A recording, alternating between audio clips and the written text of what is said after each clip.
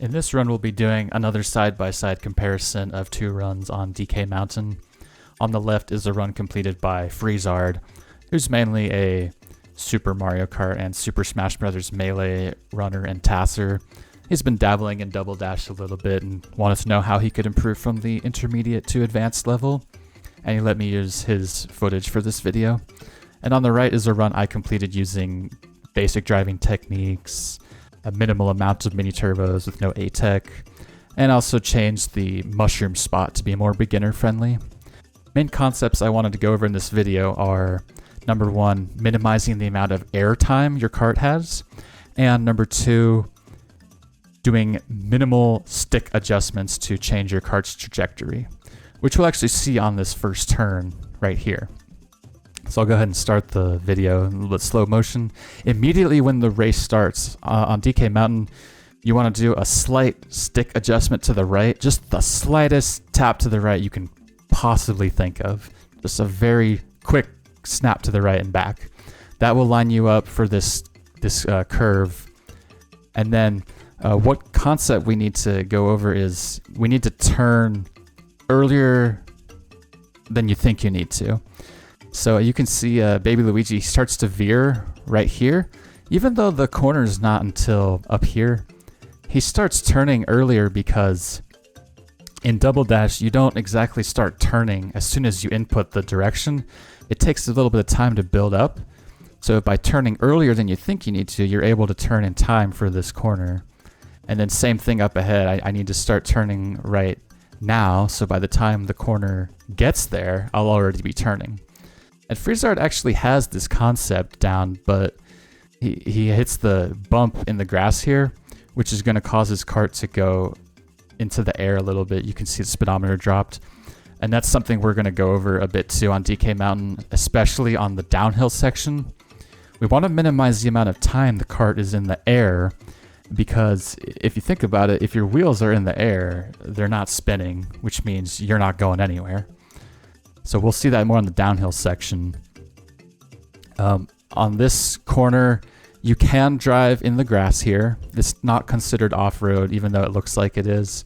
As you can see, I'm still at 56 miles per hour. And Freezard's actually driving out of the grass because I think he thought it was off-road, so he ends up driving a bigger arc so that he's doing more driving. And if you didn't see my last video, we talked about releasing mini turbos earlier. So I actually released my mini turbo on this frame, which it looks like I'm going to crash into the wall, but the momentum from my drift is going to carry me around this wall and line me up perfectly with the cannon. Freezard released his mini turbo a little bit later, and since he was driving wider, he's now lined up to crash into the side of the mountain here. So he's going to have to compensate, and he ends up overcompensating to the left a little bit too much. Now he's angled, to the left. Ideally, you want to enter the cannon at this angle, into this corner here, which is what I do, right in this corner here. And we'll see why in a little bit. First, I need to talk about what to do during the cannon. You need to, at some point before you land, hold the analog stick in the up direction. You can see my kart is tilting up. This will allow you to land faster, which is ideal for the reasons we just talked about. You want to get on the ground as fast as possible, because if you're not on the ground, your wheels aren't spinning. So you can see I held up, and I'm going to land right now, right there. And Freezard, because he didn't hold up, he's actually going to be in the air for quite a bit longer. The other thing, since I entered the cannon on the right side, I'm closer to the inside of this turn. So I'm just going to be able to minimize the arc that I'm driving here. And Freezard's going to have to compensate by doing a tighter, or not compensate, but he has to drive a little bit extra because he entered the cannon kind of in the middle.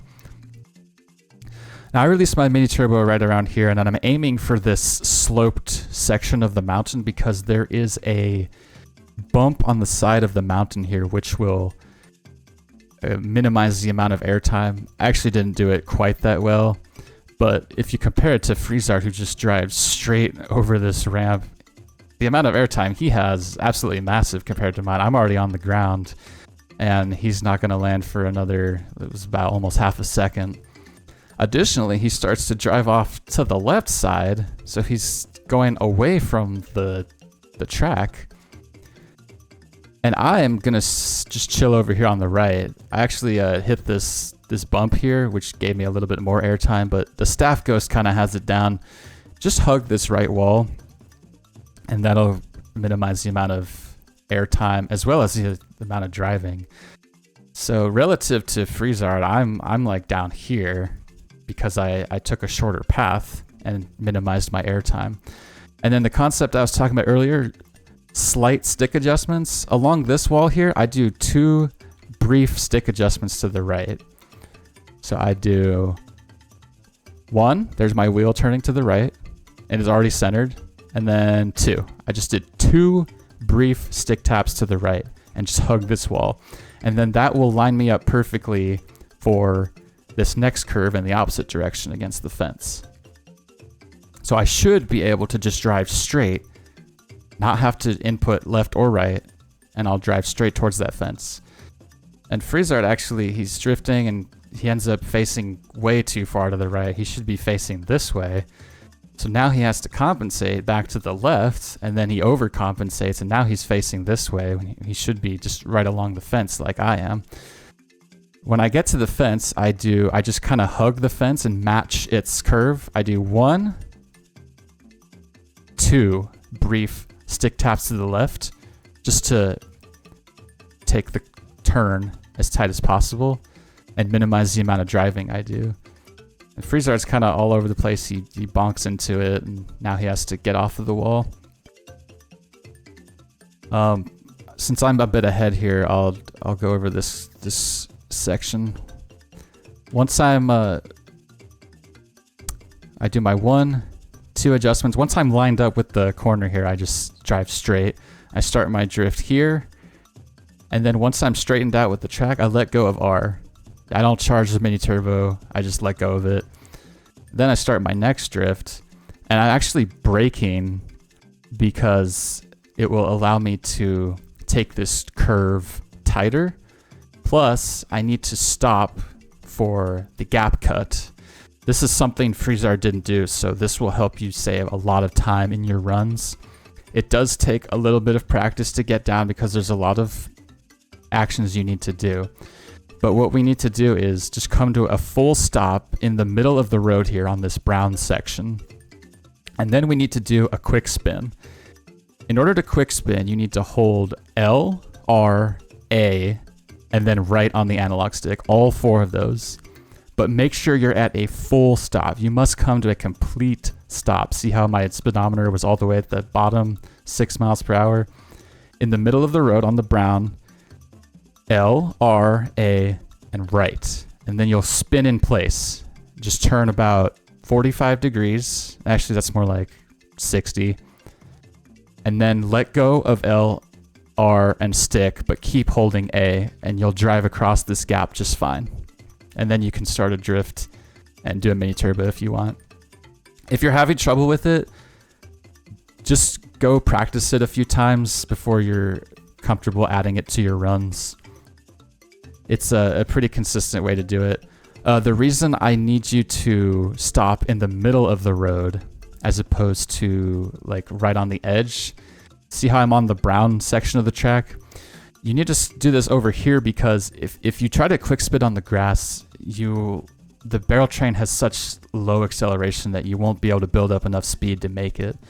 But by doing it over here, you'll have plenty of time to accelerate enough to make it over the gap just fine. See, I had plenty of room.